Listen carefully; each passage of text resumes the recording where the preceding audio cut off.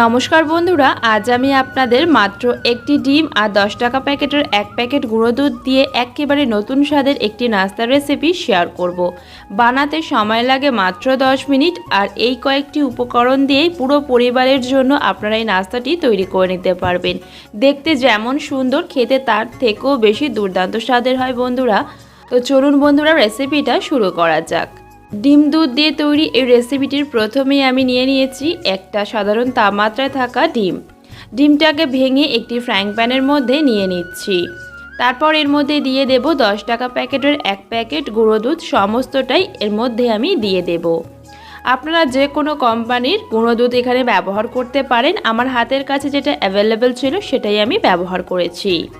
এবারে আমি এর মধ্যে দিয়ে দিচ্ছি 2 টেবিল চামচ পরিমাণ উষ্ণ গরম জল। তারপর সমস্ত কিছু একত্রে ভালো করে মিশিয়ে নেব।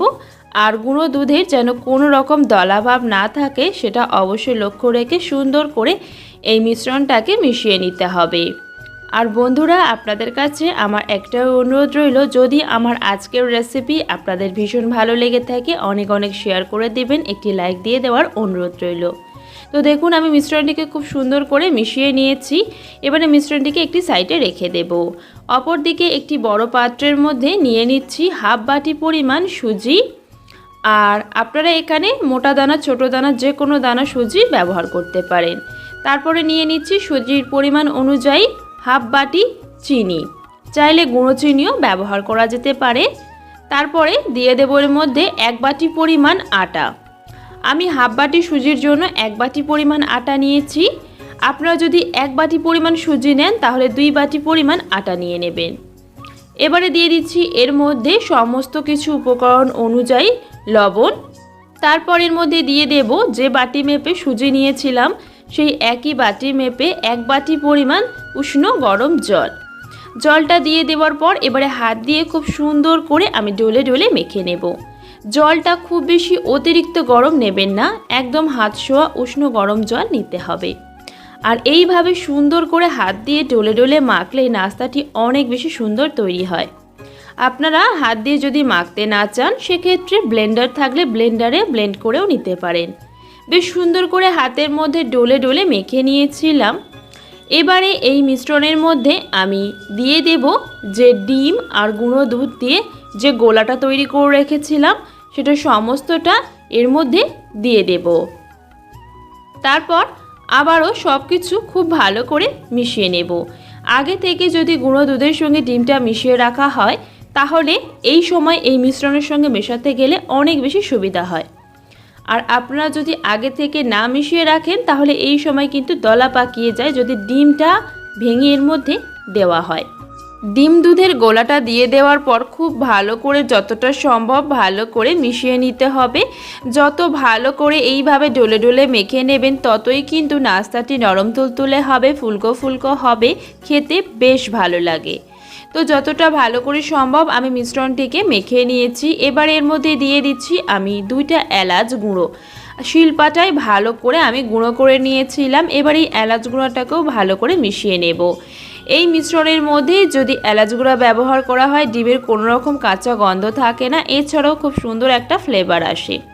আর মিশ্রণটা দেখুন ঠিক এরকম ঘনত্বের রয়েছে, এইভাবেই তৈরি করে নিতে হবে।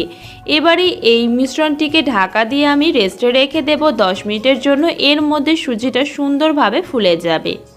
10 মিনিট পর আমি আপনাদের দেখাচ্ছি একটি চামচ দিয়ে। দেখুন মিশ্রণটা কিন্তু এরকম রয়েছে, ওপর থেকে ফেললে হালকা একটু পাট পাট হয়ে পড়বে। এ পর্যায়ে আমি 2 মিনিটের মতন সুন্দর করে ফেটিয়ে নেব। তো নাস্তার মিশ্রণটি একেবারে রেডি হয়ে গেছে। চলে যাব নাস্তাটির সাথে সাথেই বানিয়ে নেওয়ার জন্য। তার জন্য আগে থেকে ফ্রাইং প্যানে কিছুটা পরিমাণ তেল হালকা করে গরম করে নিয়েছিলাম। এবার 1 হাতা পরিমাণ ব্যাটার দিয়ে দেব। তারপর যখন এই নাস্তাটি হালকা একটু তেলের ওপর ভেসে উঠবে সেই পর্যায়ে এইভাবে চামচ দিয়ে ওপর থেকে তেল দিলেই দেখবেন একেবারে ফুলে টইটুম্বুর হয়ে উঠবে। এই রকমই ফুলকো ফুলকো তৈরি হবে প্রত্যেকটি নাস্তা বন্ধুরা। এতটাই ফুলবে যে আপনারা উল্টে পাল্টে ভেজে নিতেই পারবেন না। আরও 1 হাতা পরিমাণ আমি ব্যাটার দিয়ে দিয়েছি।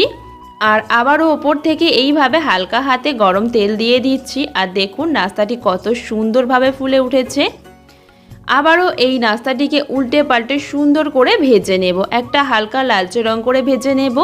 আর যখন তৈরি করবেন আপনাদের নিজেদেরই ভীষণ ভালো লাগবে যে নাস্তাগুলি এতটা ফুলেছে। তো দেখুন আমি প্রথম পর্যায়ে নাস্তাগুলিকে হালকা একটু লালচে রং করে ভেজে নিয়েছিলাম, তেল ঝরিয়ে উঠিয়ে নিচ্ছি। একইভাবে আমি সমস্ত নাস্তাগুলি তৈরি করব। আপনারা চাইলে এই নাস্তাগুলিকে সাইজে ছোট করেও তৈরি করতে পারেন। অল্প তেলের মধ্যেই এই নাস্তাগুলি দেওয়ার সাথে সাথেই কত সুন্দরভাবে ফুলে উঠছে দেখে নিশ্চয়ই আপনারা বুঝতেই পারছেন। আর আমি শুকনো উপকরণের পরিমাণ অনুযায়ী যতটা জল ব্যবহার করেছি ততটাই ব্যবহার করবেন বন্ধুরা, তাহলে আপনাদের নাস্তাগুলিও একদম পারফেক্ট তৈরি হবে। যতটা আটা নেবেন, মানে 1 বাটি আটা নিলে 1 বাটি উষ্ণ গরম জল লাগবে, আর যদি আপনারা 2 বাটি আটা নেন তাহলে 2 বাটি উষ্ণ গরম জল লাগবে। এই পরিমাণটা কিন্তু একেবারে পারফেক্ট রাখবেন বন্ধুরা। আর জলের পরিমাণ একটু এদিক ওদিক হতে পারে যদি ডিমের সাইজ ছোট অথবা বড় সাইজের হয়ে থাকে। তো দেখুন বন্ধুরা আমি আবারও দ্বিতীয় পর্যায়ে নাস্তাগুলিকেও সুন্দর একটা লালচে রং করে ভেজে নিয়েছি। এই নাস্তাগুলি আপনারা দেখে নিশ্চয়ই বুঝতে পারছেন যে কতটা সুন্দরভাবে তৈরি হচ্ছে। আর বন্ধুরা আমার আজকের এই ডিম দুধের নাস্তার রেসিপি ছাড়াও আমার চ্যানেলে ডিম সুজির অনেক ভিন্ন ভিন্ন স্বাদের রেসিপি আপলোড দেওয়া রয়েছে। আমি লিংক ডেসক্রিপশান বক্সে দিয়ে দেব, আপনারা চাইলে চেক আউট করে নিতে পারেন। আর প্রত্যেকটা নাস্তা অথবা পিঠা একেবারে ভিন্ন ভিন্ন স্বাদের দেওয়া রয়েছে, আপনারা একবার দেখে তৈরি করে দেখবেন বন্ধুরা, প্রত্যেকটাই ভীষণ ভালো খেতে হয় এবং প্রত্যেকটাই ভিন্ন ভিন্ন স্বাদের হয়। আর আমার প্রত্যেকটা নাস্তা এইভাবেই ফুলকো ফুলকো তৈরি হয়েছে। আমার সমস্ত নাস্তাগুলি আপনাদের সঙ্গে শেয়ার করার ইচ্ছে ছিল, তবে ভিডিওটা অনেক বড় হয়ে যেত, সেই কারণে আমি কয়েকটাই আপনাদের ভেজে দেখিয়ে দিচ্ছি। আর বন্ধুরা আপনাদের অসংখ্য অসংখ্য ধন্যবাদ, আপনারা আমার চ্যানেলে এই ধরনের রেসিপি ভীষণভাবে পছন্দ করেন, সুন্দর সুন্দর কমেন্ট করেন এবং অনেক অনেক ভালোবাসা দেন। তার জন্য অসংখ্য অসংখ্য ধন্যবাদ এবং অনেক অনেক ভালোবাসা রইল। তো দেখুন বন্ধুরা আমি প্রত্যেকটা নাস্তা তৈরি করে নিয়ে একটি পাত্রের মধ্যে পরিবেশন করে আপনাদের দেখাচ্ছি। এই নাস্তাগুলি এই রকমই ফুলকো ফুলকো থাকবে, যতক্ষণ না আপনারা এই নাস্তাগুলিকে কাটবেন ততক্ষণ পর্যন্ত কিন্তু এই রকমই ফুলে থাকবে। 2 থেকে 3 দিন, 3 দিন থেকে 1 সপ্তাহ, যতদিন ইচ্ছা আপনারা এটা রেখে দিয়ে খেতে পারেন। কতটা নরম তুলতুলে হয়েছে আশা করছি আপনারা দেখে বুঝতেই পারছেন। একটা আমি আপনাদের সঙ্গে কেটেও শেয়ার করছি। ভেতর থেকে একেবারে পাতলা হয়ে রয়েছে, একদম জালিদার তৈরি হয়েছে আর একেবারে তুলোর মতন নরম হয়। আমার পরিমাপ অনুযায়ী আপনারাও তৈরি করে দেখবেন বন্ধুরা, একদম পারফেক্ট তৈরি হবে একেবারে আমার মতো। যে কোনো সময়ে আপনারা এই নাস্তাটি ঝটপট করে তৈরি করে নিতে পারবেন, আর এই নাস্তাটি খাওয়ার পর অনেকক্ষণ পর্যন্ত পেট ভরাট রাখে।